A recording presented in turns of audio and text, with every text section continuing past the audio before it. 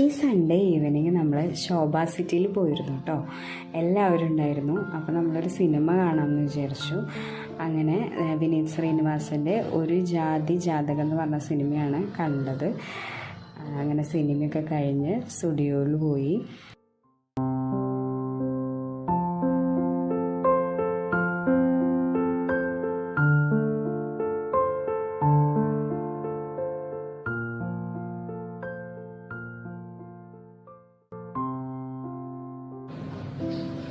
ചക്കുത പപ്പയ്ക്ക് dress select ചെയ്യുന്ന തിരക്കിലായിരുന്നു കേട്ടോ. ഇതാണ് ഇഷ്ടമായത്.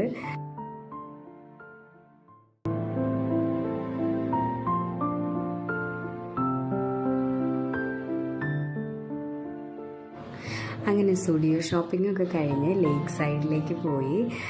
ഈ പൊട്ടറ്റോ ഫ്രൈ ആണ് കേട്ടോ ഏറ്റവും ഇഷ്ടം.